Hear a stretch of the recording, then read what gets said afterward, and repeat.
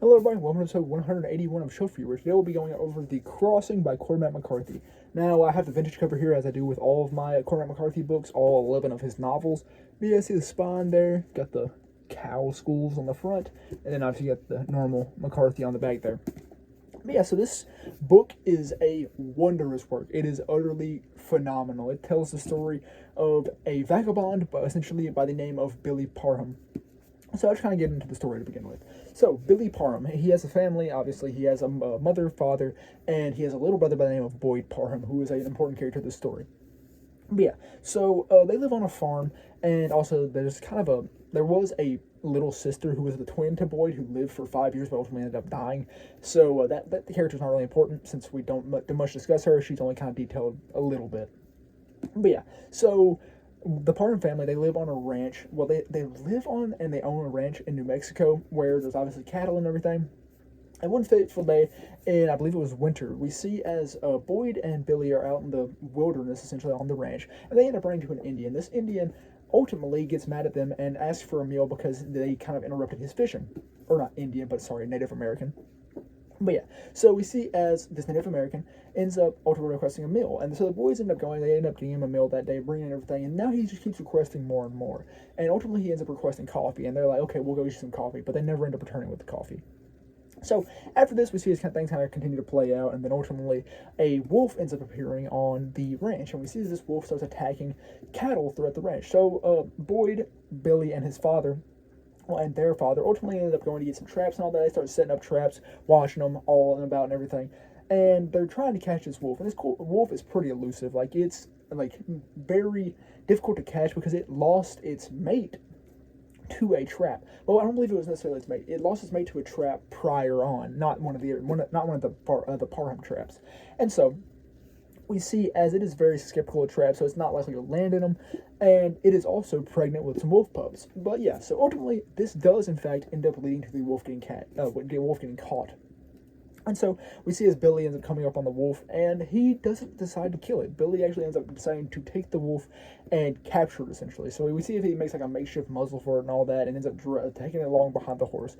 And he ultimately gets a good idea, I'm not going to take it back to the family and just shoot it there. I'm going to take it to the Mexican highlands and mountains where I can release it to be among its wolves. So we see as Billy then takes out on this voyage. Now, it is a very detailed voyage, and like there's nothing too important that happens throughout it because this book has a lot of like small parts that are enjoyable, yes, but they're not necessarily important to the plot. So I'm going to focus on the stuff that's interesting in the plot. See, as Billy ends up crossing the border into Mexico, and he starts running into some cities and everything, and then ultimately he ends up losing to wolf in one city after he is captured by a bunch of carnies and all that, or carnival workers. But yeah, so he ultimately ends up getting the wolf ultimately ends up getting captured, and so we see as Billy goes on the escapade to try and get the wolf back, and this ultimately ends up leading into a ranch where there is this animal fighting ring, and we see as the wolf is forced to fight a bunch of animals. And first we see like rooster fights and stuff like that, and then we see dog fights, and then we ultimately see as the wolf's brought out to fight a bunch of dogs. And this happens for a while until ultimately the wolf gets broken down to the point where it is unable to fight because it had already been wounded by the trap. And yes, they tried to heal it and all of that, they'd wrapped it up and everything, but it ultimately just did not end up healing, and the wolf just slowly broke down, and ultimately it is killed within this animal fighting ring, this cruel ring. And so after this, Billy ends up taking the wolf's bones and taking the wolf's body and heading out to the mountains where he now takes the wolf, buries it, and then heads back to the United States. So we see as he travels all the way back to the United States, crosses the border and everything, and then he comes up on his family home.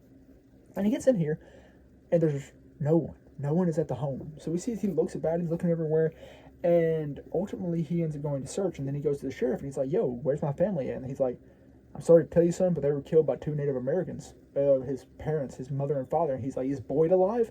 And Boyd is, in fact, alive. He's living with his family called the Sanders. And so we see as Billy ends up going to find Boyd. He is determined that he's going to take Boyd with him. And the sheriff's like, you can't do that. You're just a kid yourself, son. But ultimately, Billy's like, I don't care. Because Billy is 16 at this point. And the story only really, I believe he only ever progressed to age 20. Now, like later on, like the very end of the story, we see as he ages a little bit more, but he, like the main story happens between ages of 17 and 20. So, After this, we see as Billy ends up going to find Boyd. And ultimately, he does end up finding Boyd at the Sanders. They end up taking all the Sanders' money, take the few horses that are left amongst their father's stuff, and then they end up heading out with their dog. Now, their dog is a very reoccurring character, though it's not very important. And the dog is a mute dog because not the Indians, the Native Americans slashed the dog's throat while they were, raiding the house. And this led to the dog being mute, but it's still alive. It just can't bark or anything. But yeah, so what we see is this ultimately ends up moving along. So after this, we see they end up going back to Mexico because they're going to hunt down the Native Americans that killed their family. They're looking for vengeance. So we see as they progress along through Mexico once more, looking for leads, and we see as they ultimately end up running on this person who tells them of horse dealers, and what the reason why they run up on this person is because they notice that it is, in fact, one of the horses that their father owned. So they go confront him, and he ends up revealing where he got it from. So they end up kind of progressing along from horse dealer to horse dealer. And so after this, we see as they ultimately end up running on in a town with a small church, and here we a phenomenal story that really isn't like too much like highly detailed. Well, it is highly detailed, but like it's not too important to the story. But we see as a old sexton who has lived at the church, or the sepultura, I believe that's what he called him, is at this church, and he ends up telling a story about a man, and this man was doing pretty good for himself. He had a wife. They ultimately ended up having a kid. He ended up taking the kid with him at one point to go get his mother, or the kid's mother, a nice item. So we see as this ended up happens, but then a earthquake comes out of nowhere, and the kid ends up dying. And this dude essentially just goes off the deep end. And he ultimately ends up in this church. And here at this church that is crumbled down and all that, he stays here for years upon years upon years, essentially fighting God and questioning why God allowed such thing and why his life has been ruined when he had it going so good. And we see then as this sexton ends up coming in and debating with him, and the dude is still just stringently against this idea. But ultimately one day, the sexton ends up going back in, and the dude ends up revealing how he has lost his fight to God and how he has now accepted this fate. And then that same day, he dies after having completed his battle with God. And so we see the story. I just kind of want to go over it in detail briefly because I really enjoyed it. And there's a lot more complexity to it than I gave it there, because it is genuinely, I think it's almost like, it's a 10 to 20 page story just told in this book. So yeah. As always, I would highly recommend reading the books because honestly, I'm not going to do them complete justice. I mean, this is a 425 page book, and I'm not going to remember everything. So I highly recommend reading this, as with all Cormac McCarthy books. I'm actually planning on writing an essay sometime soon on why you should read Cormac McCarthy, and I'll probably end up giving that on the channel somehow. But yeah, so after this, we see as they kind of continue on their adventures. Ultimately, we see as Billy and Boyd end up running on a young girl who is traveling the road by herself, and they keep traveling until at nighttime they end up seeing her again. But she's been, I guess, captured by this group of men who obviously don't have the purest of intentions with her. And ultimately, what they end up doing is they end up sitting with these men, but then they Billy tells Boyd to go off into the woods and put their horses, or because he acts like Boyd is sick. And then Boyd ends up releasing everyone's horses, ends up running, getting the girl, and all of them head off. So these men ultimately end up losing the possibility to do the horrible things they had obviously planned on doing. Yeah, so ultimately, this ends up continuing along until we end up running into a horse dealer, and the horse dealer kind of gives more information about where the Native Americans could possibly be. And he kind of tells Billy and Boyd, yo, you probably shouldn't be following on this path. This is a dangerous path to be going on, and I highly don't recommend it. But yeah, so this continues along until ultimately the girl decides that, yo, I'm gonna up and leave because she wanted to go back to her family, and I believe the name of the city was Namaquipa.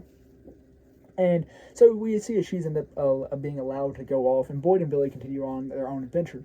So they end up finding a ranch that has multiple of their dad's horses.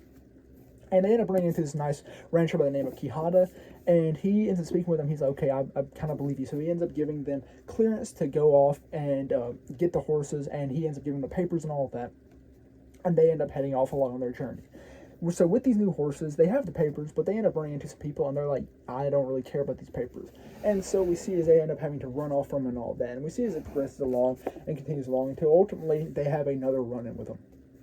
And in this run-in, they are caught off guard, really, and we see as Boyd and Billy have to get on their horses really quickly, but during this time, Boyd is shot. He is shot through the upper chest region. It's not said on the left or the right side, but he's shot, like, in this area right here, like, not necessarily in the lung. The lung can be missed, but, like, it's a pretty bad shot. We see this. Ultimately, Billy ends up being able to retrieve Boyd, and he ends up running off. And ultimately, he finds a truck that's on the side of the road with a bunch of workers, and he ends up giving Boyd to them, and then he heads off himself. So, doing this, we then see as he ends up going off to a small little ranch area where he ends up running into these couple who's living together.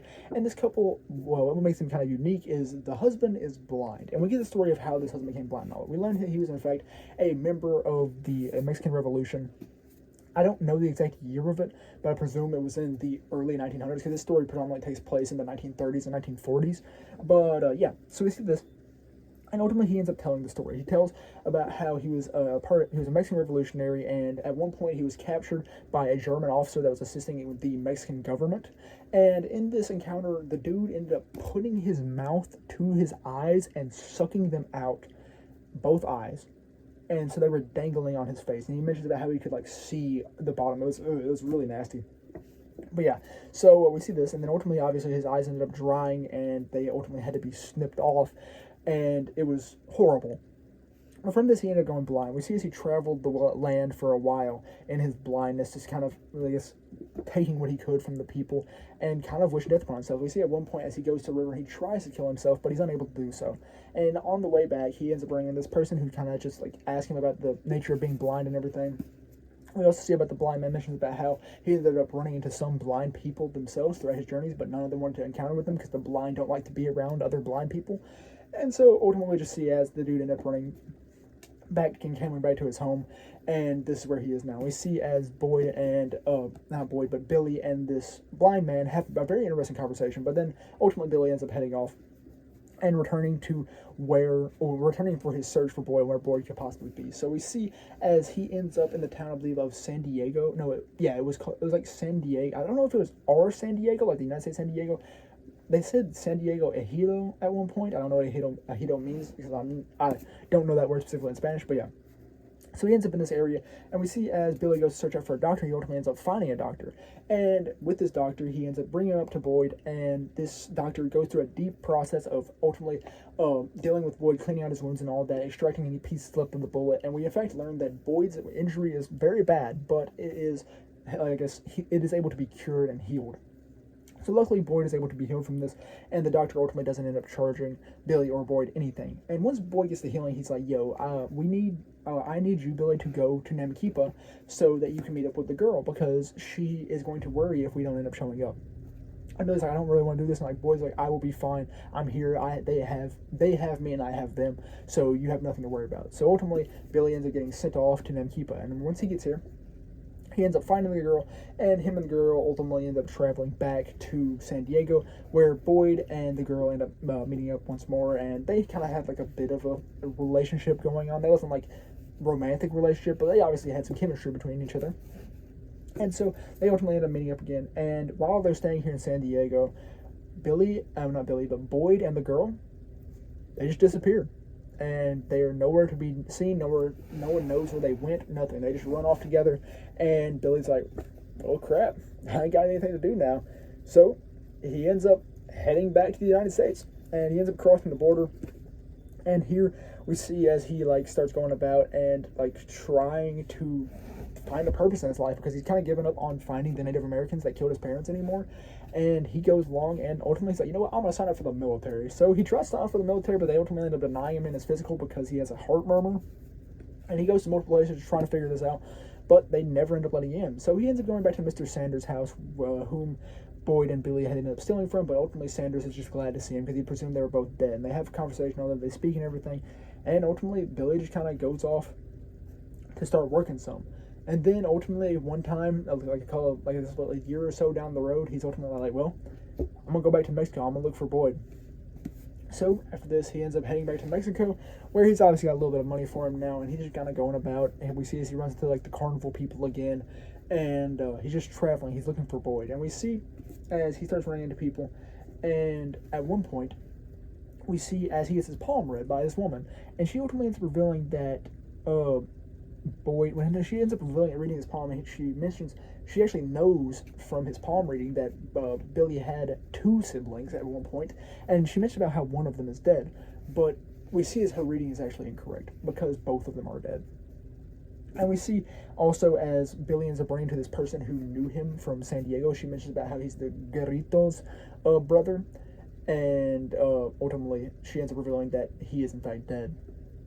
But Billy doesn't really remember this. Well, not really remember, but believe this. So he ends up going and searching about. And he continues along on his journey until ultimately he can't find any trace of the girl. But he believes that she's become some bandit, and he keeps looking and keeps looking. And ultimately he's told that Boyd's grave is at the cemetery in like Buena Verta.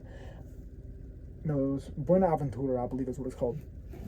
But yeah, so then we just kind of see as he ends up searching for Boyd's, I guess, corpse. Not corpse, but he ends up looking for his cemetery. And he ends up running into Quijada once more, and Quijada ends up telling him about how, yeah, in fact, not Billy, but Boyd did in fact end up dying. And he reveals how it happened. And we see that he in fact had gotten into a bit of a skirmish with some dangerous people in Mexico. But the reason why he was killed is he killed 2 people. Now, coincidentally, there were 2 Native Americans who killed his parents. So I would like to believe that Boyd, in fact, found the Native Americans and continued on his pursuit and killed them. That's really satisfying, but it's not specifically stated if they were the Native Americans or if Boyd just shot some random people. But yeah, so ultimately we see as due to this, Boyd got into a lot of trouble and ultimately was killed by, I guess, fellow factions. But yeah, so after this, ultimately Billy's like, well, crap, he is in fact dead. And Quijada's like, yeah, you probably shouldn't get into this business. So Billy ends up going to search for Boyd's corpse, which he ultimately ends up finding in the Buena Verta cemetery, and the Buena Aventura cemetery. And he ends up digging Boyd's body up and all that. And he ends up planning to take it with him, take him back to America and bury him. And so we see as this plays out, ultimately he ends up running into some misfortune because he runs into some bandits when he's almost back at the Americas, and they end up stabbing his horse, Nino, which is actually his father's horse, because he'd been riding him throughout the entire time, besides at the beginning of the adventure where he had Bird. But once he ran into Nino and took Nino back, he's been riding on Nino throughout. But yeah, so Nino gets stabbed, and then we see as Billy's trying to like keep the horse from dying, and then ultimately like a couple days after this happens, some gypsies come through and they ultimately help him heal up his horse, and they kind of tell some stories about, because they had an airplane with them and they were transporting it, and they tell some stories about how they were transporting it for some people, but actually they had stolen it, as we learn later on. After the gypsies end up passing through, another random guy comes through, and he's a very interesting character, though he's not there for a long time, and he mentioned about how in fact they had stolen it and kind of went off on their own when he had actually owned it himself, and how their stories were complete lies. But yeah, so we just kind of see as that talk, it kind of goes on, and like I said, it's really interesting, kind of goofy toward the end of the story. And ultimately, Billy ends up heading back to the Americas, where he ends up burying a corpse, and he runs into a sheriff, and it's like, yeah, you can't just be burying a corpse anywhere. But he ultimately ends up talking with him, and then Billy continues to bury his corpse, then heads off, and just goes about, starts working in random places and all that. We see he's kind of just going from town to town, living his life without much of a purpose. And so we see as this continues along until one day he goes to live in like this abandoned house for some reason. He's just out camping, I guess, and he ends up camping in this house, and as he's like setting up and all that, we see that this old decrepit dog keeps running in the house and like messing around, and Billy just cannot stand it. He's like, get out, get out, get out, and the dog just won't go. And ultimately Billy ends up like throwing rocks and pipes and stuff at the dog, and then we see as the dog ends up leaving, and it starts howling and howling and howling, a very sad howl. And the dog ultimately does end up leaving, but this old decrepit dog struggles to do so. But after Billy has a night's sleep to think on this, he ends up sleeping, getting up, going to the road, calling for the dog, cannot find it anywhere, and just gets down on the blacktop and just starts crying, breaks down completely. And that's really where the story ends. Now, this dog, some may believe it to be the dog that was Boyd's originally, but it's unlikely. Yeah, the dog could have lived that long, but due to the fact that it howled and Boyd's dog was mute, it is likely not Boyd's dog. However, this dog does act as a vessel of figurative language. Not figurative language, but development. Because we see early on, Boyd went all the way to the lengths he did to be kind to this wolf that he found. He wanted to take it back to the lands of its origin and where it could find its own people and be among happiness. But now we see that Boyd has been corrupted and broken down from his adventures, that now he cares nothing for this dog. He just wants to get gone, even though it's poor, decrepit, sad dog. He just cannot get to break. And we see that Billy realizes this. That's why he breaks down. Yeah, I just really like that in. all of this book was utterly grand. This is the second book in the Border trilogy, which the first one is All the Pretty Horses, and obviously I haven't read the final one, which is All of the Cities of the Plain. But this book was great. It was phenomenal because I love to see. I mean, Billy is really just a vagabond. It's a really sad story because we see Billy failing every time he has a purpose, and none of his purposes are long term. We see he wanted to transport the wolf, failed at that. He wanted to kill the Native Americans, failed at that. He wanted to find Boyd, and he really failed at that because Boyd was already dead. He was in a far worse state than he had planned. Then we see as Billy just kind of floats around. He never gets a purpose. He's just living a life with no meaning. And it's just really, really sad to see. Like, after you get to that end and he just breaks down, you know that he knows this now. He knows that he has no purpose. He knows that he's become a demented person from what he originally was. That his pure boyhood has now been corrupted and broken down, and he is nothing that he could recognize. So this book is just a masterclass. And like, one thing that I also love through it, I mean, not even necessarily the main story, all of the little stories throughout, it tells just magnificent tale. It shows that the land has history. It shows that each person has their own story. Because, yes, look at a person, and they might look boring. You gotta talk to them. Most books look boring until you open the cover, and you just gotta open the cover with people to see that this rich and bountiful history lies within them. Because each person does in fact have their own story, and just learning about each character, like learning about the sexton and the man who had lost his son, learning about the blind man, learning about multiple other characters throughout this. Like, we one time run into an opera singer, and when she tells her story, and it's interesting to learn because it just shows how complex life truly is. And I just love how it shows how real people are. Like, Cormac McCarthy's always been great at encapsulating the reality of the world. Now, I think the only thing that really is kind of exaggerated in these books is the intelligence of some people, because everyone in most of these books, like, they encounter is very philosophical, but obviously not everyone is really that smart or that philosophical in the real world. So it's really just a satisfying thing to see, just see how realistic it is and how crushing life can be. And we know that life can be crushing, and McCarthy showed this. And it's just, like I said, a lovely, lovely piece of literature, and I would highly recommend it to anyone. You don't have to read All the Pretty Horses to understand The Crossing, because they're completely separate stories. They're like, I mean, they're not even really tangentially there. They're not even like JoJo's parts.